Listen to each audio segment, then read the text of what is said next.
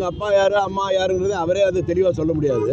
ஆனால் எங்கள் நேரம் என்னன்னு கேட்டால், பூலோக சொர்க்கம்னு சொல்கிற இந்த ஸ்ரீரங்கத்தில் போய் காந்தியை பற்றி பேசின வாயால், காமராஜரை பற்றி பேசின வாயால், நேருவை பற்றி பேசின வாயால் இந்த எச்சக்கலையெல்லாம் பற்றி பேச வேண்டிய ஒரு நிலைமை வந்துருச்சு. யாரை பற்றி யார் பேசுவது என்கின்ற விவசாயம் இல்லாத ஒன்று. தேச துரோகி என்று சொல்வதற்கு பிஜேபியில் இருக்க எவனுக்கு யோகியது இருக்கு?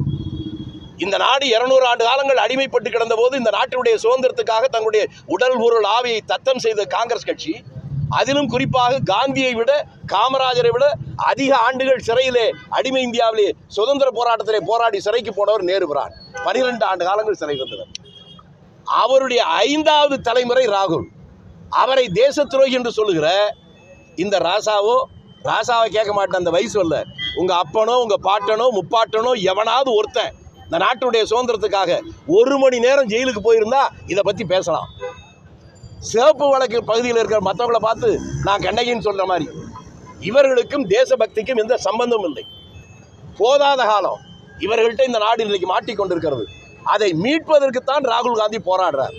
அவர் அமெரிக்காவில் சொன்னது எவ்வளவு அனுபவ ரீதியான, அதாவது கண்டேன் சீதை என்று சொல்வதை போல இங்கே சமத்துவம் நிலவுகிறது. அந்த சமத்துவ உணர்வோடு இங்கு வந்திருக்கிற இந்திய நாட்டினுடைய மாணவர்கள் இந்தியாவுக்கு வந்து இதை அங்கே பலப்படுத்த வேண்டும். அந்த ஒரு வார்த்தையிலே முடிஞ்சு போச்சு.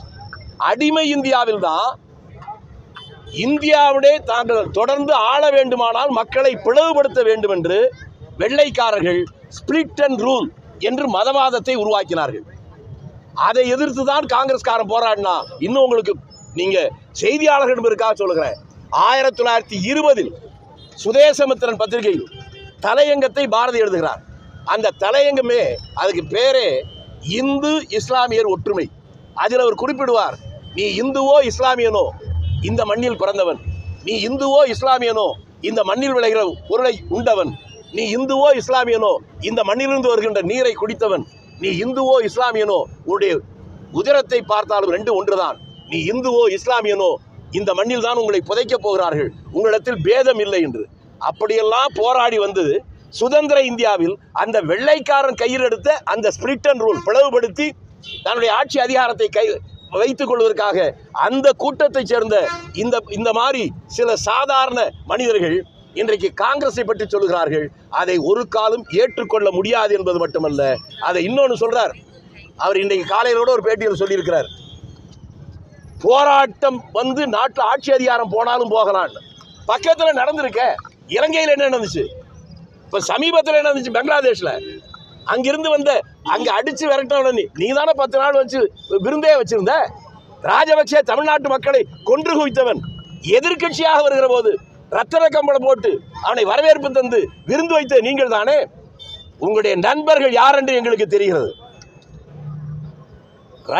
அதாவது இலங்கையில் மக்கள் விரோதியாக இருந்த ராஜபக்சேயை, அதே போல பங்களாதேஷில் மக்கள் எதிர்த்து வெளியேறிய அந்த அம்மணியை இங்கே அழைத்து அவர்களுக்கு விருந்து உபசிக்கிற ஒரு மனிதர் இந்த நாட்டுடைய பிரதமர் என்றால் உங்களுக்கும் அவர்கள் வழியிலேயே அடுத்து உங்களுக்கும் அந்த கதிதான் வரப்போகிறது என்பதை நாகரிகமாக சொல்லியிருக்கிறார் ராகுல் காந்தி. இதிலிருந்து அவர்கள் விழித்து கொண்டால், அவருடைய பேச்சை நடவடிக்கையை மாற்றிக்கொண்டால் அவர்களுக்கும் நாட்டுக்கும் நல்லது. அப்படி இல்லை என்றால் இலங்கையை போல பங்களாதேஷை போல இங்கேயும் மக்கள் புரட்சி வரும், நீங்கள் தூக்கி எறியப்படுவீர்கள் என்று சொன்ன ராகுல் காந்தியுடைய அந்த வார்த்தையை புரிந்து கொள்வதற்கு அவர்களுக்கு மூளை இல்லையா, அல்லது தான் என்கின்ற அகந்தை, ஆணவம், இருமாப்பு, ஈனத்தனமான புத்தியா எனக்கு தெரியாது. எதுவாக இருந்தாலும் அவர்கள் மாறிக்கொள்வது அவர்களுக்கு மட்டுமல்ல நாட்டுக்கும் நல்லது. அவர் மாறாவிட்டால் இந்தியாவில் ஒரு புரட்சி வருவதற்கும் அந்த புரட்சியின் வாயிலாக இந்த எதேச்சாதிகார சர்வாதிகார சக்தி தூக்கி எறிவதற்கும் நீண்ட நாள் ஆகாது. அந்த நாள் வெகு தொலைவில் இல்லை என்பதை காட்டுவதற்கு தான் அந்த ஆர்ப்பாட்டம்.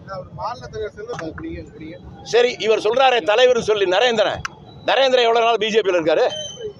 பிஜேபி ஆரம்பிக்கிற போது அந்த கட்சியுடைய தலைவராக இருந்தவர் அத்வானி தான், பக்கத்தில் உட்கார்ந்தவர் வாஜ்பாய் தான், முரளி மனோகர் ஜோஷி தான் பக்கத்தில், 3 பேர் தான் வச்சு ஆரம்பிச்சாங்க.